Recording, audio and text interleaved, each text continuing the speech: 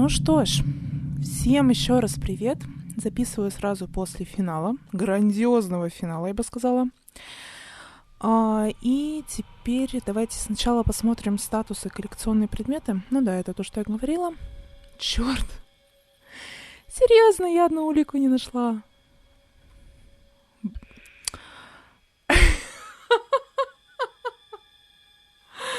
Еще одна улика. Так, но здесь, кстати, много очень. Это как так-то? Как это так? 9. 9 не найдено улик, вы чё? Так, ну и 5 тотемов. Естественно. Здесь у нас ничего интересного. Ну вот это вот очень обидно было. Близнецы и 1952. Я не нашла по одной улике. Это прям очень обидно. Давайте дополнительные материалы.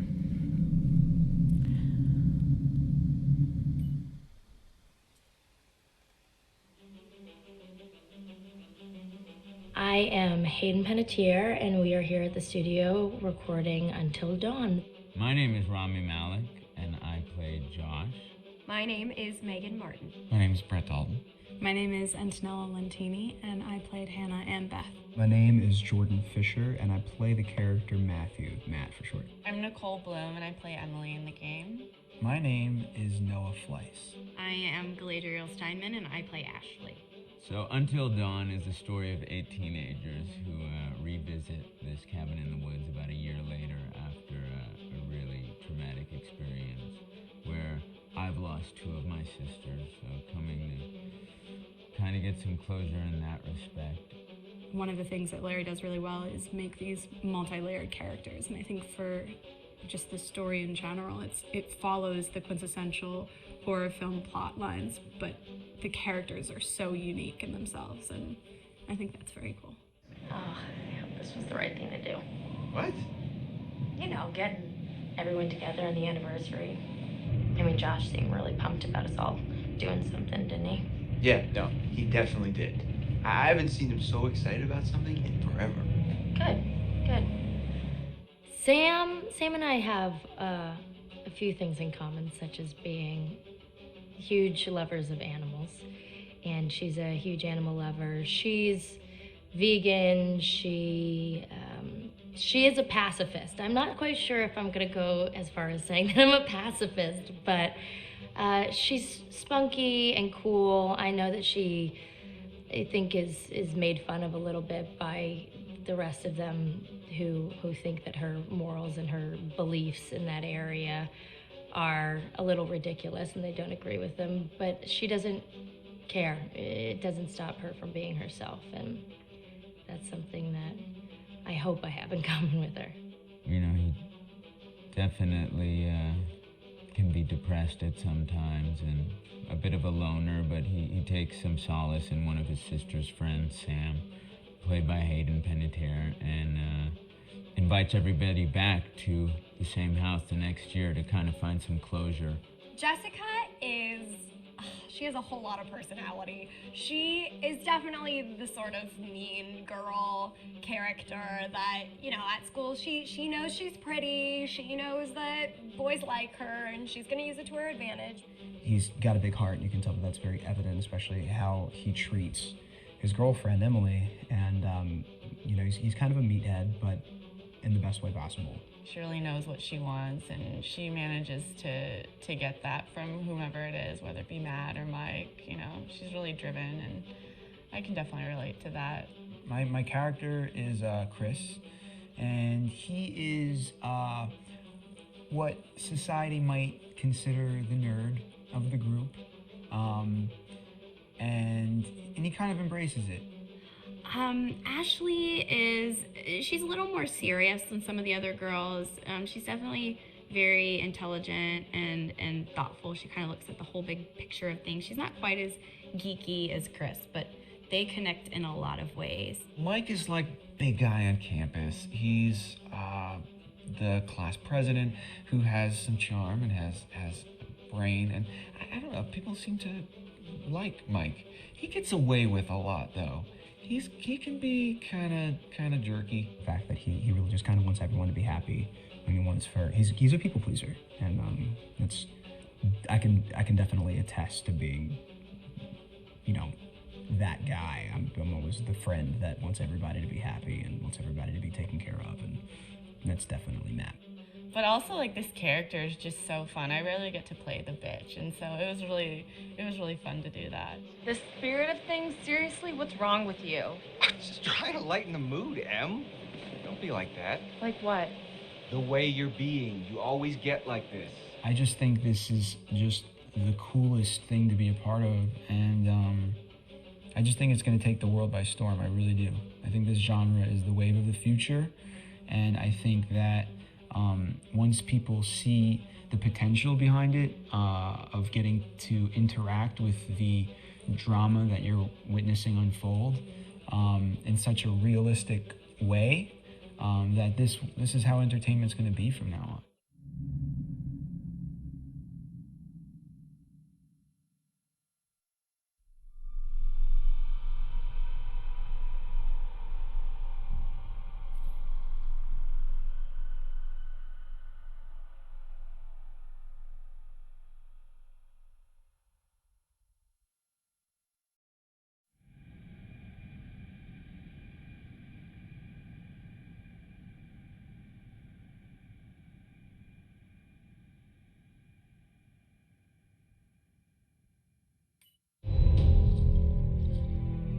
Hi, this is Lee Robinson, production designer on Until Dawn.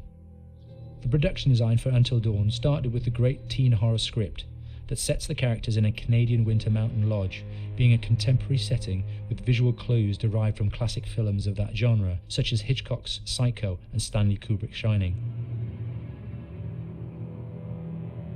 The storyboards are vital to the production design, as it allows the designer to understand the scale of the environments to be made and the detail that will be seen to create the atmosphere of a horror. This took us into concepts that took these storyboards further, visualizing the world through the color palette, the lighting, tone, and the mood, and developing key locations such as the lodge, the cable car stations, the forests themselves, the wilderness. As you can see, the environments and atmospheres change quite a bit from warm and inviting to cold and threatening. The Millionaire's Mountain Lodge was a key example. It was designed to be made from nearby stone and timber, embedding it into the landscape, with a contrasting and contemporary interior needing to be opulent and extravagant. We created dark and claustrophobic corridors with ominous and large open spaces, almost cathedral-like in size, and with huge structures to silhouette and dwarf the characters within, providing a labyrinth to explore and wander.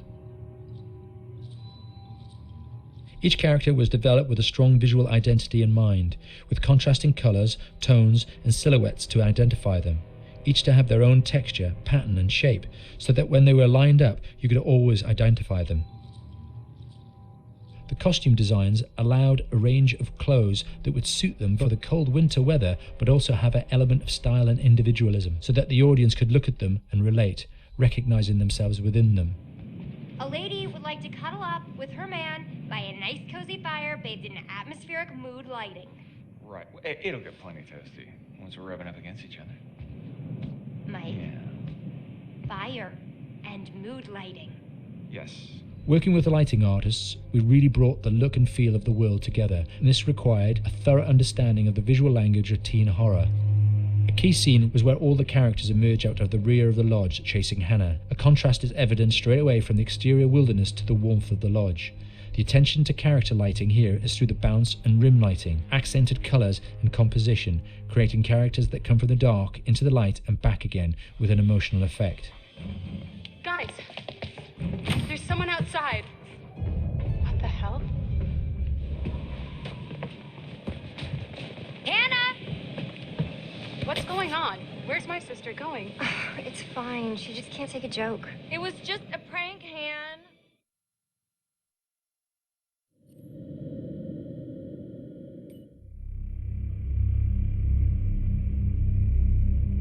Until Dawn is a game that's full of horror, and one of the things we decided to do early on was to take a scientific approach to how scary it was.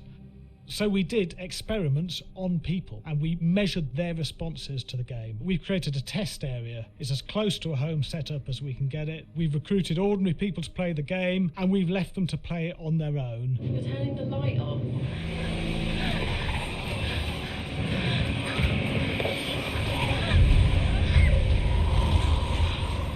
The only difference is it's rigged with cameras and microphones that relay the data through to the next room where people are watching them play. Bracelet here we use for biometric testing. It measures the player's emotional response. It's called a galvanic response sensor. It makes contact with the user's skin and it measures the electrical conductivity across their skin. It's the same principle as an old-fashioned lie detector. When you're stressed, you sweat a little, very sensitive, and picks up tiny changes if the player is feeling anxious or scared. That data's fed back to a testing team, comes through as a graph. I'm so sorry.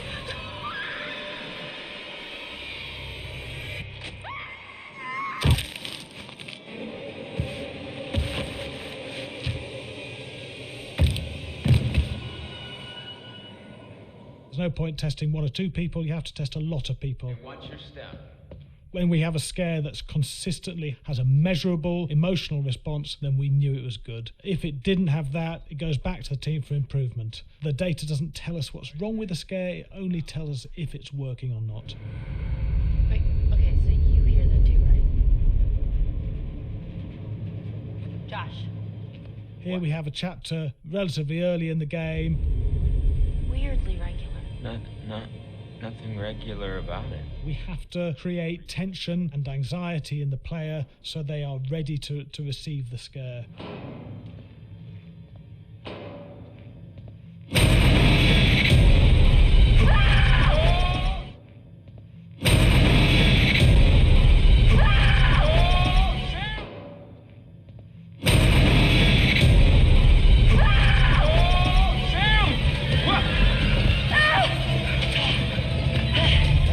Player time to recover, to cool down, to calm down, and then start building the tension again before we do the next scare.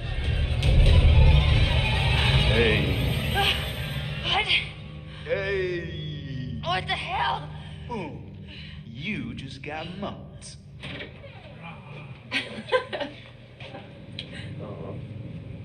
Yeah, I have such an adrenaline high when I get... There's two things we found. One is we could look at the scares, analyse if our expected scares were working effectively. Were people shrieking and covering their hands, or were they getting an emotional response from it? And being scientific about it means that we strip out people's opinions about whether things are working or not. We've got data, and we look at the data. If it's working, we're happy with it. Really scary.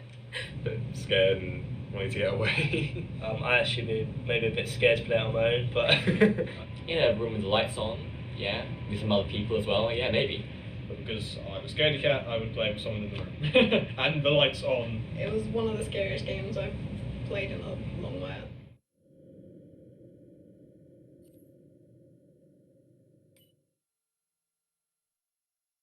Hi, Larry. Hey, Graham. Hi, my name is Graham Resnick. I'm a filmmaker, writer, director, sound designer, and I started working with Larry Fessenden about 10, 15 years ago through my friend Ty West, who I grew up with, and have done a lot of sound design with on his films. And he was producing Ty's films at the time, and Ty introduced me to Larry. Larry produced my first feature, and we've written together on several projects. My name is Larry Fessenden. I'm a filmmaker. I run Glass Eye Pix, which is an independent production company out of New York. We make indie movies, a lot of scary movies as well. And I got a call to audition to write this video game. And I called my pal Graham Resnick because Graham is a gamer. And while I thought I could offer something to the idea of writing this multi-branching story, I knew that I would want Graham's expertise as a lover of gameplay, since I guess games were started. So and just as a lover. And as a lover, yes. Which is why there's so many sex jokes in the game. There was one Italian website that did say the Larry Fessenden and Graham Resnick, the two lovers behind Until Dawn. Come here. Maybe I know how to handle you too. I am definitely ready to be handled. So I wanted Graham by my side. Yeah, and we got the gig, and it's been an amazing ride. Oh, hell yeah. Oh my god, she's taking her shirt off. What? Oh my god. Matt, what are you doing here? Hannah. I'm sorry, Hannah. This all got out of hand, but... So in the game, the basic setup is that a year prior to the game's start, all these kids had gone up to a ski lodge that was owned by the parents of one of the kids, or a couple of the kids, and some of the teenagers played a prank on some of the other teenagers, and a terrible tragedy occurred when a few of them, two sisters, ran out into a blizzard, and were never seen from again.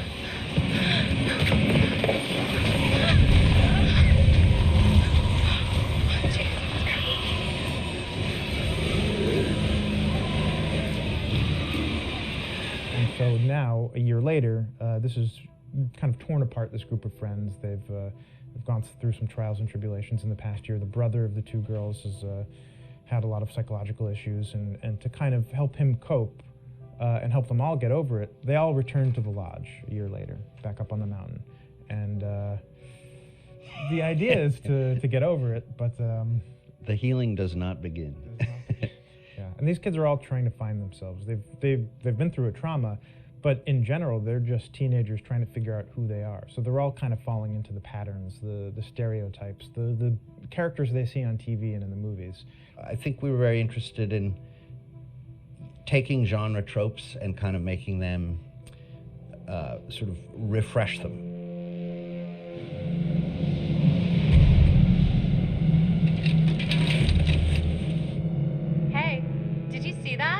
Dad said it'd just be us this weekend. We're familiar with how slasher movies work. Most people have seen some horror movies, and we have established notions and preconceptions about the roles of the players in horror movies and how they talk and how they get killed and how they have sex. And to bring you into the game that way and then subvert a lot of those expectations was kind of our goal. They're haunted by some incident that happened in their past, which I think you pretty much figure out that that's going to have a role in their interaction. Yeah, so I think what was fun was we take some sort of stock characters and we try to give them some shape, but at least at the beginning they're recognizable in the way of groups of friends. There's the jock and the bitchy girl and the rivalries between everyone. And oh my gosh, and really fun characters too. Like we just had so much fun living in the minds of these characters through writing the script. What do you think? Jesus! It was fun. I think we were looking to get that kind of banter that you see both in movies, but also that you absolutely have with friends and sort of those inside jokes. And of course, as writers and as friends ourselves, we sort of developed little tracks and we try to give the characters that kind of vibe.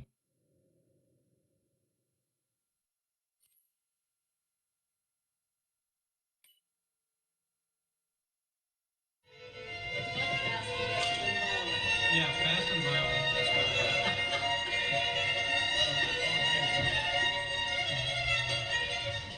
All right, from the top.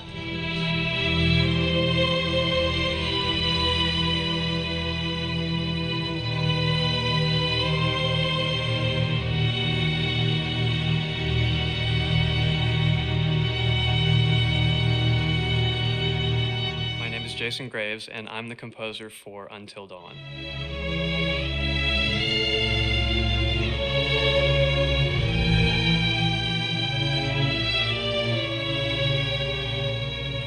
I've been involved with Until Dawn for about a year now. Originally, I was contacted by Barney Pratt, the audio director. I think that had something to do with my lineage of horror games, and hopefully not the fact that my last name is Graves, although a lot of people seem to associate my name with scary music.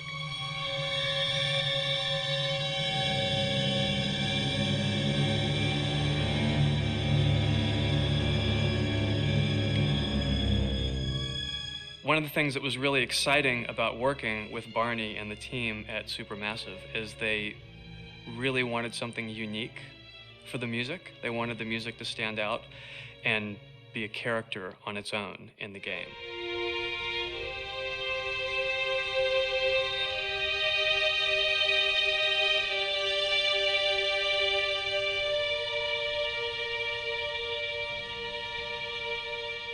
When I'm first starting on a new score, and it doesn't matter if it's film, television, or games, I always end up going to the main theme. Sometimes the developer or producer isn't even necessarily interested in the main theme at the beginning. I just want to do it for myself, because for me, the main theme is the identity of the game. It establishes the mood, the atmosphere, and the character of the music, and how it's going to be playing in the background. And that's what we did with Until Dawn. That was actually my demo pitch to Supermassive Games. I put a main theme together, recorded all the instruments at my studio, and sent it to them. And they liked it. We actually ended up recording that exact theme, all the instruments and everything, live here at Ocean Way, probably 9 months ago. And that's what we've been using in all the demos for the game, and that's the final version of the theme that is the main theme that you'll hear on the menus and in some key pieces of gameplay.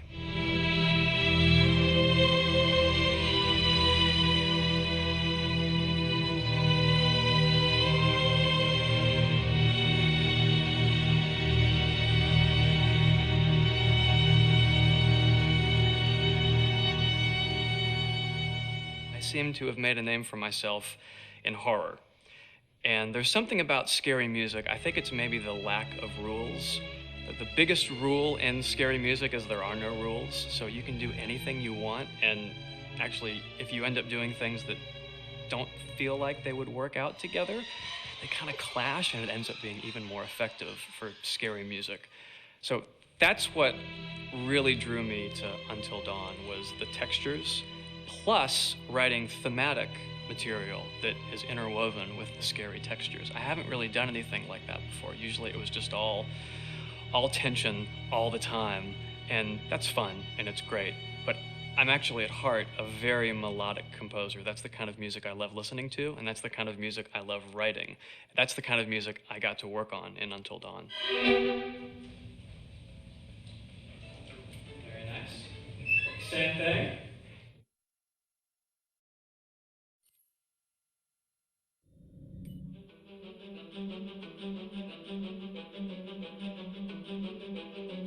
My name is Will Biles, Executive Creative Director of Until Dawn. The first part of getting a believable facial performance in-game is to capture topographically the actor's range of emotional expressions as separate versions of the same head. Every tiny nuance gets digitized and merged, effectively creating a model that can recreate every facial movement that the actor makes. Once the topography has been recorded, the actor's performance itself can be captured by using a predetermined set of marker points drawn precisely on the face and a high-def helmet cam, wirelessly linked to capture devices. The camera is the small box where it looks like the microphone should be. Outro Sam. Mark. It records in high def the movement of the dots throughout the performance that will drive the expressions captured earlier. Unlike other systems, this form of capture is far less lossy because there are fewer interpretations between performance captured and performance rendered finally in-game.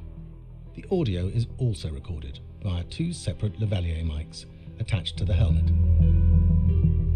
It takes a while for the actors to acclimatize to carrying around the recording devices and the helmet cams, but very soon the shoot becomes similar to any other effects shoot or a green screen shoot.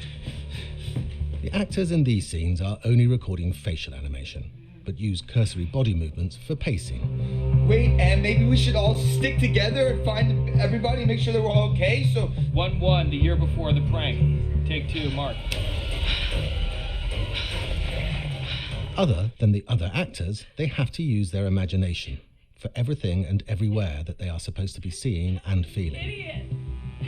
So dumb. From a hot midday studio in Los Angeles to a freezing midnight mountain in British Columbia.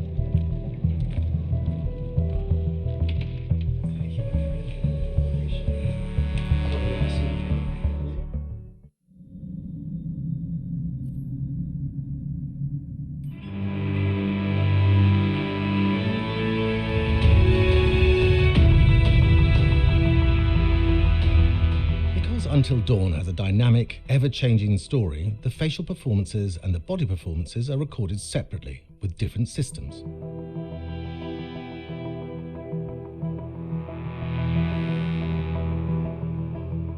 With the body capture, we use reflective bead suits and an infrared camera matrix system that drives the CG bone hierarchies in our character models. These performances cover everything from character locomotion, scene-specific performances and stunt work, most of which was recorded at studios in Pinewood and Shepperton, near London. Anna! Hello? Combining all the elements seamlessly in the final game becomes a formidable editing and logistical task. Every variation, both physical and emotional, must be combined in these multi-edits. Scaffolding props have to stand in for the sets, because the hundreds of infrared cameras have to be able to see all of the reflective beads on the actor.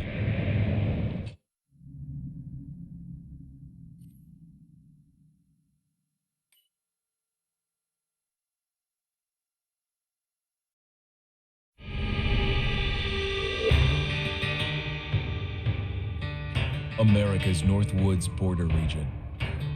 Within this land of 10,000 lakes and miles of dense timber, a hideous creature is believed to lurk. The North Woods is probably one of the last frontiers in America. There's still a lot of places in this area that hasn't been set foot by man. Monsters and mysteries exist here because it is remote. Up in the North Woods, winters are long. In times of biting cold and isolation, a devouring monster is believed to come forth. It's terrorized native people for generations. Growing up, I was told, like, don't go outside, the Wendigo will get you.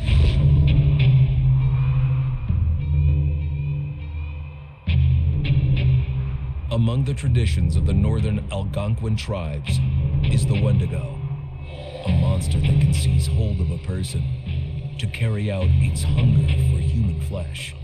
Many Native Americans fear even talking about this Wendigo, and even the mention of the name will let the Wendigo find out where you are, and it will open you up to be possessed by this Wendigo. The most famous case of a Wendigo possession took place in 1879 in the deep woods outside of Edmonton, Alberta. Swift Runner, a Cree Indian, was a trapper and a guide. He had left town the previous autumn with his wife, 6 children, and his mother. But when Swift Runner returned in spring, he was alone. Swift Runner came into a nearby village telling this heartbreaking tale. I had to watch them starve to death. Of his family being killed by starvation, and that he was the only survivor. My whole family gone. It wasn't hard to understand a family falling victim to a brutal winter. To even not. Yet something was suspicious about Swift Runner. He was a strapping man, and he came into town weighing over 200 pounds. It didn't look like somebody who had just weathered a terrible winter. He wasn't malnourished, didn't look like he was starving. He looked healthier than ever. After a few nights, it became clear that something was wrong. He started having night terrors, screaming in his sleep. I am the Wendigo! Villagers alerted the police. Swift Runner actually guided them back to his winter cabin. When they got there, that's when they saw the true horror.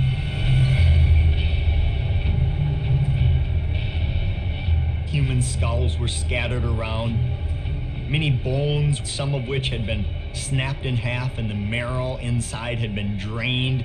They had never seen anything like it. Swift Runner had killed his entire family, shooting them, hitting them with an axe, strangling, and then eating most of their bodies.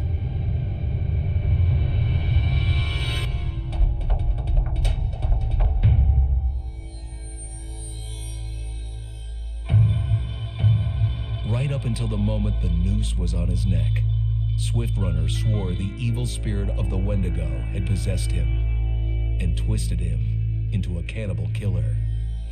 When he was on the gallows, Swift Runner himself said, "I am no longer a man."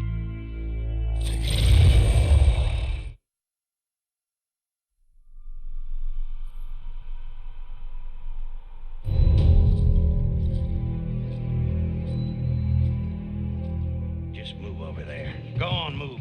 Let me say what I came to say. I'm here to tell you what you're up against being back on this mountain. You should never have returned. I don't know why you did after what happened last year. You mean with Hannah and Beth? Yeah, how could you know without being involved? I don't take kindly to you kids coming up here to my mountain. Your mountain. The mountain don't belong to me, it's true. But it don't belong to the Washingtons. This mountain belongs to the Wendigo. Hi, this is Lee Robinson, production designer at Supermassive Games. Understanding the ancient myths of the Wendigo was key for their development that helped the visual look. Through sketches and concepts, these elements were visualized, such as eyes being milky, almost dead, with loss of lips and eyelids due to frostbite, fangs growing and arms and legs getting longer, with skin hardening and thickening to look snarling and menacing, yet withered and lean. The hell was that? Another piece of... Fingers and toenails extending like claws, allowing them to climb effortlessly. We made them look gaunt and weathered, and having ragged remains of clothes they wore. Blood-stained and rotten, with patches of hair still remaining, they retained strong skeletal limbs, which enable them to be agile and quick through the environment. Where are you? My name is Jamie Gallipo, animation director at Supermassive.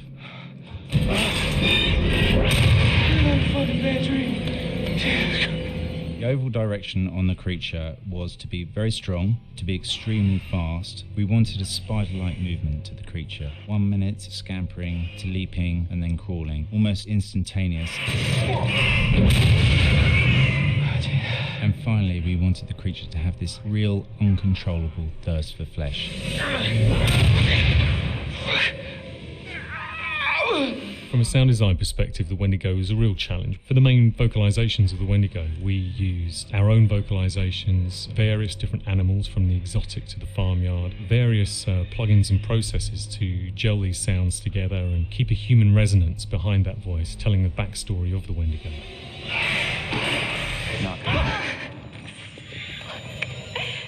During the chase sequences, the anger of the Wendigo is felt by encircling breaths, screams and screeches that essentially chase you as you're being chased by the Wendigo.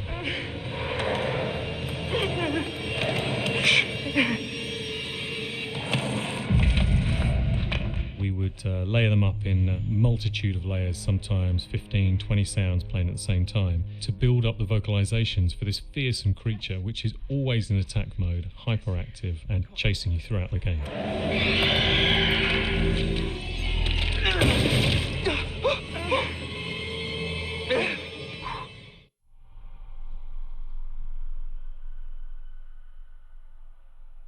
На этом мы с вами прощаемся с untildawn. И встретимся, надеюсь, в следующих прохождениях от Supermassive Games. И это будет, скорее всего, The Dark Pictures Anthology. Надеюсь, я правильно говорю. Потому что я, как говорила в первой серии untildawn, я хочу успеть, надеюсь, к релизу следующей игры по темным картинкам. Это директива 8020, если я не ошибаюсь. И я узнала информацию о том, что она, возможно, выйдет летом. Поэтому, повторюсь, я попытаюсь купить ее, если не в день релиза, то когда она появится у нас в городе. И поэтому до встречи и там, и в прохождениях, которые будут до релиза данной серии, данного 2-го сезона.